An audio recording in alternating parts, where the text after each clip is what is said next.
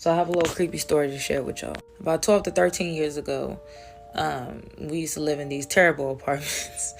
And the energy over there was always terrible because it was either dolphins or alcoholics just like in this building because it was affordable. And I would also like to add that, you know, I had my son young, so me and my ex did not have a lot of money at the time. There was a reason why we were staying there. Like, we didn't even have a bed frame, which is going to be important later. Anyway, I started to notice that my son was just having a great ass time by himself, just playing with a damn toy. And I'm not talking about that laugh like I'm having a good time. I'm talking about that laugh that babies have when you like tickle them, or like when you do that peekaboo. Like, the fuck? Anyway, I'm the type of person that speaks to everything. So I'm like, bruh, listen, it seems like my baby's having a great ass time.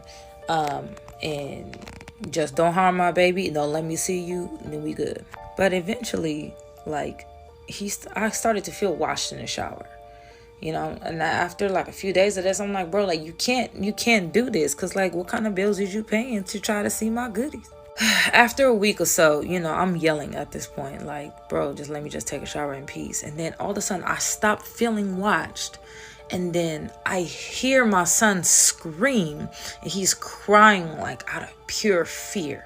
Of course, and when I run out the shower and I go see him, and he's like terrified, like somebody just scared the shit out of him. So I was pissed. Okay, yeah, so I went off a little bit, just a little. So that night, I see the cup fall off that fucking counter. And it's one of those like tall plastic cups that's kind of heavy. And no, I do not leave my cups on the edge because my baby act like he was the most thirstiest person in the world. And he had to try every liquid that exists. And I was like, okay, that's what we doing now. What a piece of shit. Move. I was trying to stay up and wait for my ex to get home. Now, he usually get home about 2:15 because he get off at 2 and we didn't live very far from the job. But I eventually give up and fall asleep. So then I feel him, you know, sit on the bed. And I look up and I'm like, hey, you know, how was work? And he ain't saying nothing. I was like, did you just get home? He didn't say nothing. So I said, fuck it. And I turned my ass back around and go to sleep. Because you don't have to talk to me. Yeah, I want me to don't talk to me. Then I woke up to the lights turning on.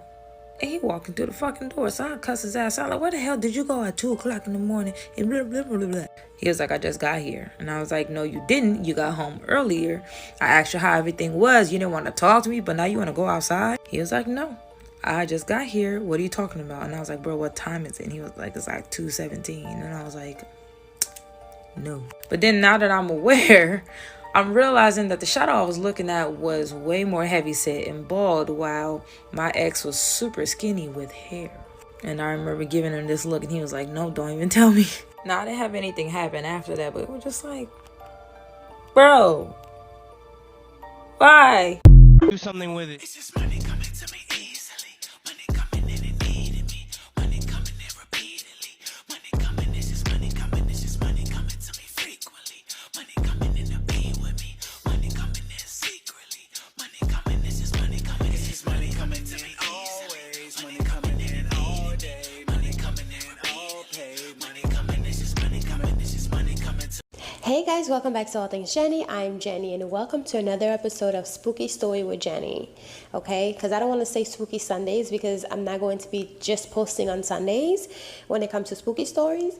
So I hope you guys enjoy more spooky stories on my channel because I want to bring more. So anyways, I hope you enjoyed these spooky stories, and also I'm sharing some spooky stories that were submitted from our subscribers. I'm reading them, and please go ahead and submit all of your spooky stories because we'll love to hear them. And those two, one of them was from Jamaica and another one was from New Orleans, and you guys know New Orleans is my baby. I need to go back to New Orleans. But anyways, I hope you guys enjoy these stories, and let me know what you think about them in the comment section. And also, if you have any stories, go ahead and submit them and I will be reading them. Okay, so I'll talk to you later. Bye. Tell me a ghost story that sounds completely unbelievable but is entirely true. I'll go first. When I was Okay, so I don't usually do things like this, but I, since a very young age, sorry, I'm like checking in my kitchen. It's literally just like a little ghost, like, anyways. I hung that there on purpose, so I don't want to bring myself out, but I just watched another story and I'm like, ugh, I got the heebies. But this is something that I've told so many people and they like don't even know how to respond. They don't even say anything after I'm done, but like, but basically, I was very, very young. I had heard stories about like monsters under the bed, stuff like that. I watch a lot of shows, you know, there's like real monsters or whatever, and they live in like sewage, you know, they live in the creepy places, you know. And I was like, okay. And my mom, I asked her if there's like any like monsters under the bed that like have a name. And she said, well, people call monster under the bed boogeyman, but he's not real. And so I was like, okay. And I was like, sorry, I was trying to figure out what was going on because my cat, she specifically has green eyes that would glow a specific hue of scarlet red around them when she was under my bed. And when I called her, she would come out. Her name was Princess. And I'd be like, Princess, come on, you're scaring me. And she'd be like, me. And she'd come out. She was a beautiful, amazing, sweet cat. One of the sweetest cats I've ever met, still to this day. Besides the point. But sometimes I'd call to her and there'd be these little beady red eyes. They were like, I think about like that big. And they were like this far apart and they'd come from under my bed. And I'd call Princess over and over again and then they get closer to me. And that's it. They wouldn't like, Princess wouldn't come out, then mew, nothing. And I just jump and get back onto my bed because immediately like full body chills like I'm having right now because I remember the stuff that was going on. And it would keep happening. And then one day I saw like it was this weird like kind of torn up green like kind of mummified looking figure with the red eyes because it was a little bit like it was almost nighttime but not really. And then it saw that I saw it and it turned to me. And I immediately freaked out. I immediately ran to my mom's room, chills up the wazoo. I immediately ran to my mom's room and I'm like, I think the boogeyman just tried to attack me. Like, I think the boogeyman's actually under my bed. Like, I think he's real and I think he actually tried to get me. And my mom's like, there's no way he's real. You were probably just like really scared in the moment and it'll be fine. Just go to bed. And I'll never forget that. Like, and then another instance of that happened with the red eyes. And it was darker out, and then I felt like there was something like reaching out to me, and it kind of looked like it, but I was a kid, so it was kind of like dark, so I couldn't really register it, and so one day in the broad daylight, I think it was either the day after the hand reaching out thing, or it was like a day or two, or it was like right like a couple hours after. It was like within a day or two after that happened. I was sitting on my bed. I was drawing because I draw, like I doodle, like, you know, I've done it since I was a kid. I have overactive imagination. I do that. And I was doing it on my big, I finally got a big like sketchbook and I was like doodling. I was so happy. I was like, yes, oh my God, I'm gonna have like places to actually put my art. And I feel like I was 8 or 9 around this time. And my ankles were dangling like on my bed because I was a kid, so like the bottom of the bed was like here and my ankles were like that and I couldn't touch the floor yet. And I was just doodling away. I was like giggling to myself. I was so happy. And then out of nowhere, something grabs my ankle with the hottest, most fiery, most painful scorn and like feeling I've ever felt in my entire life. And I just screamed at the top of my lungs. I absolutely just screamed at the top of my fucking lungs. Pardon my French, I'm sorry, TikTok, but I just screamed at the top of my lungs because I've never felt anything like that. It felt like someone got like a freaking like, you know, those things that they brand cows with and put it on my ankle. Like that's all that I could imagine it felt like. I mean, that's all I could attest to what it feels like because that's how like crazy and sudden it was and painful and hot. And I looked down and it was that hand that I was scared of the other day. And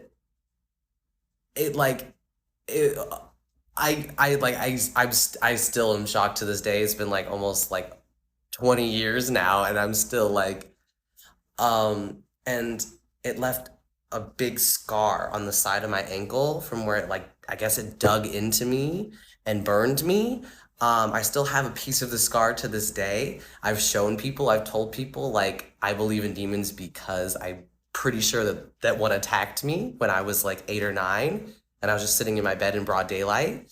I still have a piece of the scar on my ankle, No one knows what to say to me about this. No one knows what to do. No one even knows what to think. My fiance, like, I've told it about this, and he told me, like, I cannot even imagine how that must have felt, especially being that young.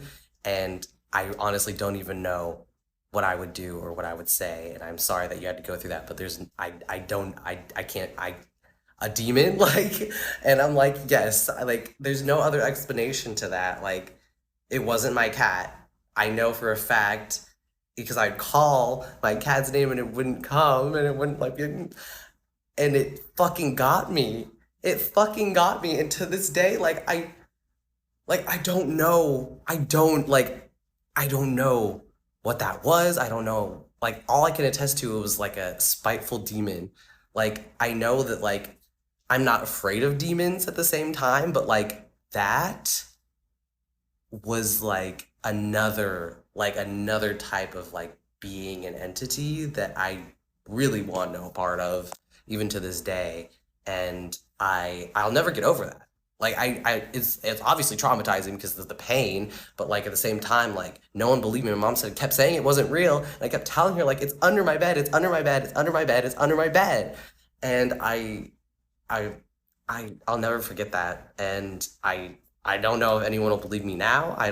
Hardly anyone really believes me or understands what I'm saying when I talk about it, because I don't even know if I fully have ever grasped that in all the years that I've known and had this experience. But I just wanted to finally share it publicly because, like, I don't know if anyone's had a similar experience, and hopefully I'm not the only one at this point. But if I am, then I don't know. I don't know why I was the unlucky one, but I'm not hoping that anyone has also gone through it, because that's fucking awful and I wouldn't wish that on anyone. But if anyone has, I would like to know so I feel less crazy and alone and misunderstood, because I still don't know. I still really don't know how to grasp it, and I don't know if anyone can grasp it either. So it's just really crazy, and I still can't believe I still have the scar to this day. And I'm 25. It's been like 17 years. It's almost been 2 decades, and I'm still like, there it is, where that entity, demon, whatever you want to call it, grabbed me and fucking burned me. So yeah, that's my story. Have a good night or day, wherever you are. If you've had a similar experience, please let me know, because I don't know. I don't want to be alone in this. Story time about how I had an encounter with a mimic. Now, I will say this happened this past year, but I had no idea what this was at the time.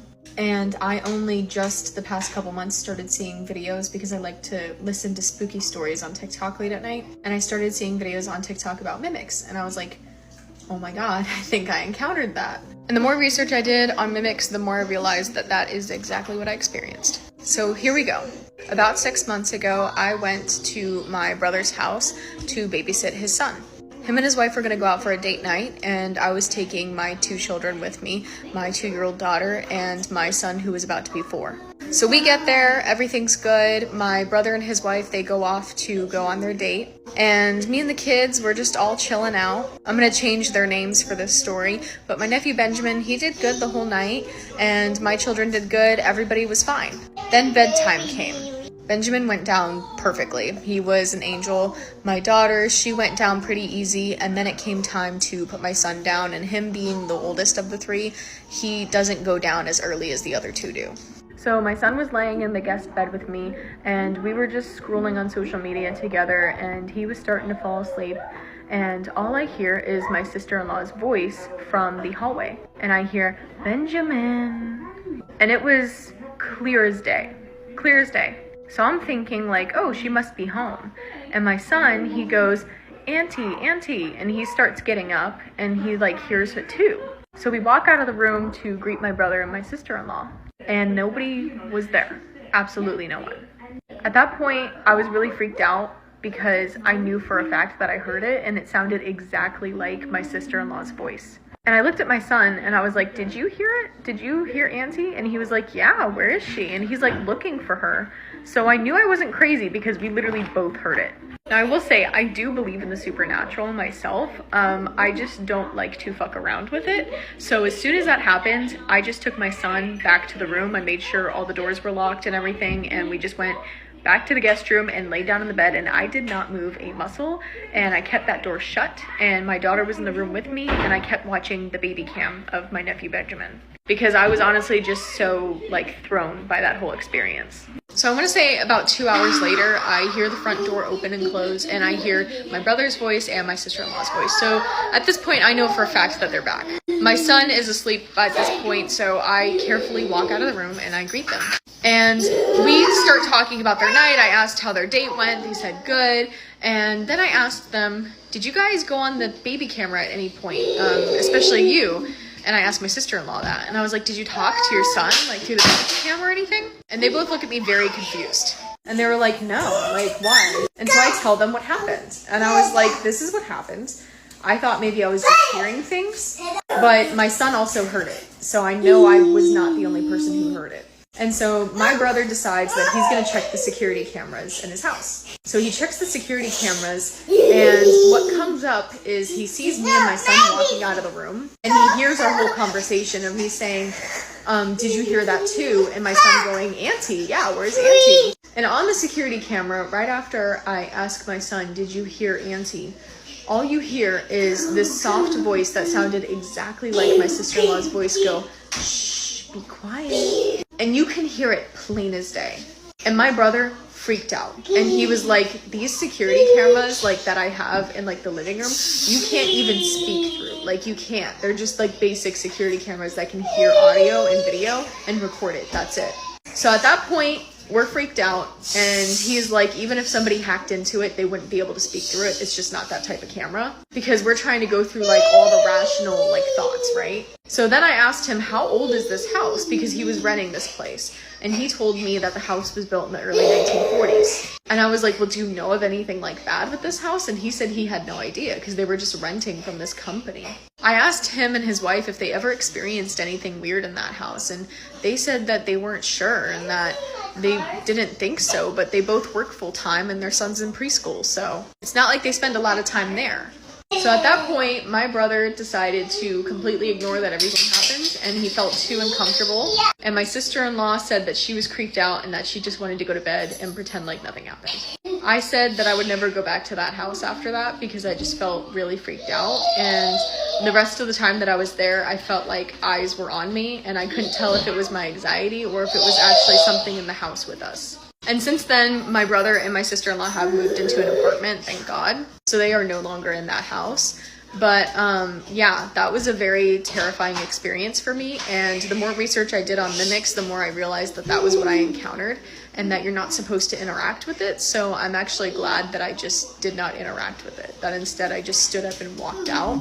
I forgot to mention too that while I was laying in the bed with my son, before I walked out with my son, I did text my sister-in-law asking if they were home. And they didn't see my text until they got back. So this whole situation was just really creepy. But yeah, that was my experience with the mimic. Hope y'all enjoyed. Hey y'all, welcome back. So this story was actually submitted by one of our subscribers, Sucker Free Vibes. Hey girl, hey. So it says, I lived in Jamaica for 1 year, and now I travel back and forth just for sometimes. I knew once I got there I would have even more spiritual experiences. I moved all the way to the top of the hill of Claremont in a small town. No street lights, not really. The ones that they have are very far apart. While catching a taxi home, there were cows in the middle of the streets, pitch black outside while going up the hills. Their eyes were beaming red. We'll talk about that in a minute. Beaming red, and they didn't want to move. You would have to make noise or throw something near them to distract them, as they say. Okay, so let's talk about those cows. So have you ever heard of La Diablesse? So it's like supposedly it's this demon lady who basically she's a woman, but she have the 1 foot of a cow, and she will lure men to the woods at night. So she'll like go to a party because she's dressed very beautifully with long black dress on, excuse me, and she'll lure men. So she basically meet a man, and then she'll basically lure you to the woods at night, and then she'll turn into a cow, and it's called La Jablesse, and it's from like folklores from like Haiti and, you know, Trinidad, Montego Bay, and all those places. So let me know if where you're from, if they have that folklore, but it kind of sounds like that. And she also have like red eyes, like big red eyes when she do turn into a cow. So let's continue the story. Anyway, so you have to make noise or throw something near them to distract them, as they say. So many supernatural experiences while I was living up there in the hills. Well, first of all, ma'am, living in the hills isn't like the Obia men, according to like people in Jamaica, because I have a Jamaican friend, and they say all the people who do like voodoo and stuff, they live up the hills. So as soon as you said up the hill, I already said, okay, this is gonna be something. Anyways, and you're not even from the town, so you don't even know what's going on, like where you should be going, where you shouldn't be going. That's crazy. All right, so it says, as they say, supernatural experiences while I was living there in the hills. The home I started living in definitely had different activities. The lady that rented out to me hasn't lived there for many years. One night I was laying in bed and I felt a presence, as I always did while staying in that house. So I guess there's always like presence in that house. I was looking at the light in the hallway outside of the bedroom. It started switching or twitching, then struck and went out. My neighbor was my landlord's son, and he would always change my light bulbs. He said he just replaced that he just placed a new one a few days ago. I was laughing like, whoa. The cat and the cats, they definitely talk. Okay, so you know how like I make stories about cats in Haiti or not actual cats, because a lot of time they could be shapeshifters. They could be like actual humans. So it's good to see that someone submitted a story about cats talking, okay? Because they be talking. It's only cats in America that y'all think is just making noise. Look, cats be talking. Anyway, so let's continue. And the cats would definitely be talking. My friend lived with his family, and they had a lot of cats, but they would only follow him everywhere he goes. I knew it was for a deeper reason. Okay, so she knew it was for a deeper reason. I got mixed up here. His eyes were different and dark as well. You can tell he was into something, you know, witches and warlocks, shapeshifters, into them. It mostly happened in the countryside. Well, of course it happens in the countryside and also in the mountains, because like I said before, my friend, who is also Jamaican, would always make comments about, you know, the Obia lady or the Obia men living in the mountains. So if you're a Jamaican, let me know if the Obia men actually live in the mountains, because a lot of people, you know, and it makes sense, because up in the mountain, nobody bothers you. You're in your own little space, and whenever someone who basically pretend that they don't go to witches and stuff, whenever something bad happens, they just sneak off to the mountains to get you to do some how do you call this? Tesezi for them. Shocking tea. Haitians, they have this. The Haitians have a tea for everything, but they have this thing called a tesezi. So whenever you have like a shock, you can drink this tea to help you to basically not be so affected by whatever happened or whatever the situation is, so you're not like completely affected by it. Or, you know, they'll go there to see, they go to a tabtune, which is like a turning table, but it's for like the spiritual world, so you can see the person who have passed on will present themselves to the person who is working with the turning table. That's what it's called, a turntable. But to tell you exactly what happened to them and who killed them. Because I would know, because my auntie went to someone for one of her child passed.